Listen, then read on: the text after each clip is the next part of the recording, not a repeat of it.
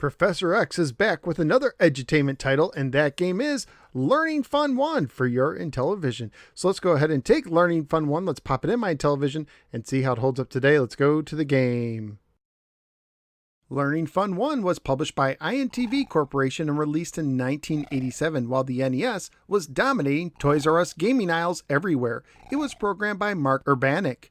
The back of the box states the following: a challenge for all ages, 2 exciting games in 1 cartridge that strengthen your math skills while you have fun. Learning Fun 1 is an edutainment math game for 1 or 2 players and contains 2 games. As was standard with the late releases, the game did not come with an overlay. The first game is Math Master. This is actually a slightly altered version of the Electric Company Math Fun, which I recently reviewed in episode 538. Some changes made include removing the original title screen and music, simplifying the way you select the difficulty, and removing the music at the end of the game, leaving your gorilla to dance with the music in his head. At the beginning, you select the number of problems you want to do and one of 18 difficulties for each player.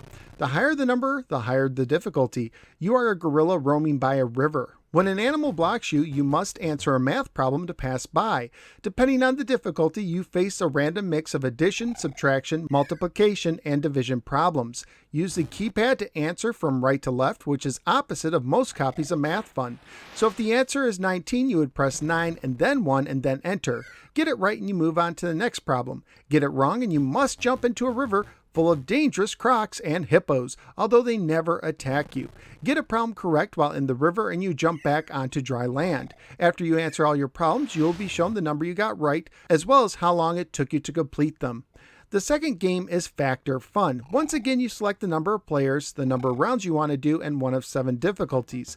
In this game, you're a gorilla sitting in a math machine. Above your head is a target number, and below you are several white numbers for you to use in the game. The number of usable numbers below can increase with the difficulty. Your goal is to use the numbers below to create a math problem, whose answer comes as close to the target number as possible as quick as you can. You can only use the numbers below you, and you must use each number in the problem exactly 1 time. Also, while you are making the problem, the answer to that part of the problem is not allowed to be greater than 999 or less than 1. You use the numbers on the keypad to insert a number to start with from left to right and press enter. You then press the 1 through 4 keys to choose a math operation, either adding, subtracting, multiplying, or dividing by the next number. You repeat the process until you finish the problem with the enter button. You can also use the clear button to erase as much as you need. In order to earn points, your final answer must be within 3 of the target number before time expires. Sometimes it might be impossible to hit the target number perfectly, and sometimes you can have more than one acceptable solution. For instance, if the target number is 21 and below you are the numbers 10, 9, and 3, you could make 10 plus 3 plus 9 to make 22, which would get you some points, or you could make 10 times 3 minus 9 to make 21 exactly. When you successfully complete a round, you get points based on how quickly you finish and how close your number is to the target number.